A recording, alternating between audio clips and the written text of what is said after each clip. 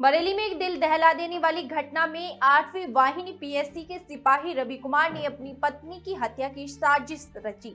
उसने अपनी पत्नी को रास्ते से हटाने के लिए 3 लाख रुपए में सुपारी दी और उसे जहरीले इंजेक्शन देकर निर्ममता से मार डाला। हत्या को लूटपाट का रूप देने की कोशिश की गई, लेकिन पुलिस ने 24 घंटे के भीतर इस सनसनीखेज मामले का खुलासा करते हुए 3 आरोपियों को गिरफ्तार कर लिया।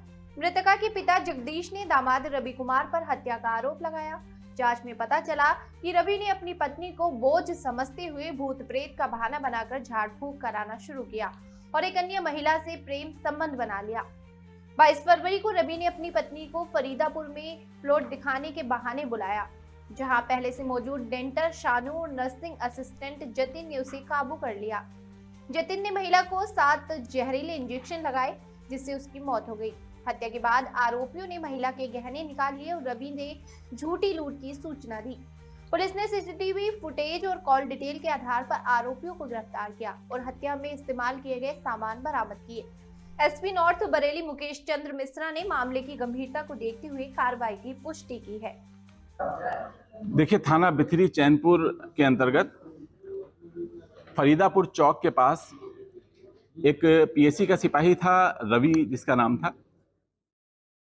इसने अपने एक साथी संजय को फोन करके सूचना दी कि 3-4 लोग इसको और इसकी पत्नी को घेर के मारपीट रहे हैं। ये कार से था। इस सूचना पर जो इसके साथी हैं वहां पहुंचते हैं और इन्होंने अपने सीनियर अधिकारियों को सूचना दी। अधिकारियों के माध्यम से पुलिस को सूचना मिली।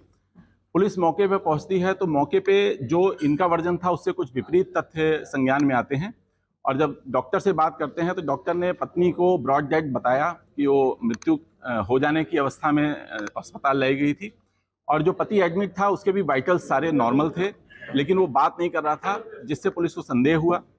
फिर पुलिस ने इसमें गहराई से छानबीन की, परिजनों से वार्ता की, तो परिजनों ने उसी पति को नामजद करते हुए, जो मृतका है उसके पति को नामजद करते हुए मृतका के पिता ने एक तहरीर दी और हत्या का मुकदमा दर्ज कराया, कुछ अज्ञात सहयोगियों को नामित करते हुए और अपने दामाद को नामित करते हुए। इस मुकदमे को दर्ज कर पुलिस ने जब गहनता से विवेचना प्रारंभ की तो कई चरण की पूछताछ के बाद 2 साथी अभियुक्तों के नाम और प्रकाश में आए, जिनका नाम सानू और जतिन है। सानू एक डेंटर का काम करता है जो रवि के कार में डेंटिंग का काम कर चुका था, जिससे रवि उसके नज़दीक आ गया था और सानू ने रवि को एक अन्य अभियुक्त जिसका नाम जतिन है उससे मुलाकात कराई। जतिन एक प्राइवेट एम्बुलेंस में मेडिकल असिस्टेंट का कार्य करता था और कोई उसके पास प्रोफेशनल डिग्री नहीं है, लेकिन उसको मेडिकल की पूरी जानकारी है और इंजेक्शंस की जानकारी है। उसने इसकी मदद की और कुछ इंजेक्शंस, 3 प्रकार के इंजेक्शंस बताए हैं।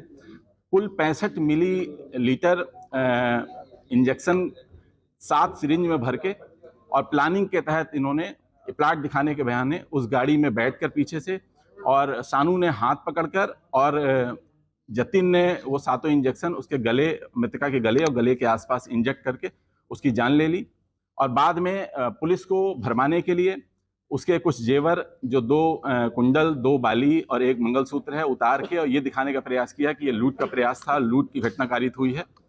लेकिन जब पुलिस ने इसमें समग्र विवेचना की तो ये इनका षड्यंत्र उजागर हुआ और आज इन तीनों को पर्याप्त सबूतों के साथ माननीय न्यायालय की अभिरक्षा में भेजा जा रहा है और इसमें इस प्रकरण में जो भी सबूत हैं सबको एकत्र किया गया है और क्योंकि ये मानवता के विरुद्ध भी एक कठिन अपराध, बहुत ज़्यादा दुस्साहसिक अपराध है, तो इसलिए इसमें प्रयास करके, पैरवी करके कठोर से कठोर सजा दिलाई जाए।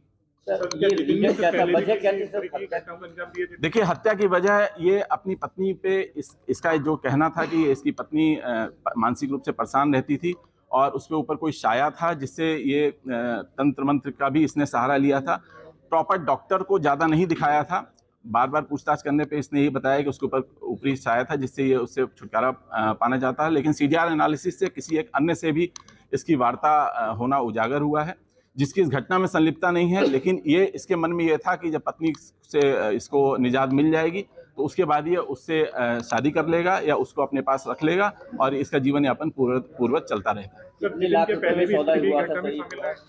देखिए, इसमें जो इसके 2 साथी थे, सानू और जतिन, इससे इन्होंने 3 लाख रुपए में ये कॉन्ट्रैक्ट ये किया था कि इसको पत्नी से छुटकारा दिला दिया जाए, तो 3 लाख रुपए हम इसे देंगे, जिसमें 60,000 की एडवांस धनराशि भी दी गई थी, जो इंजेक्शन लेने के नाम पे 60,000 की एडवांस धनराशि दे दी गई थी। क्या कुछ उधार का भी बकाया था?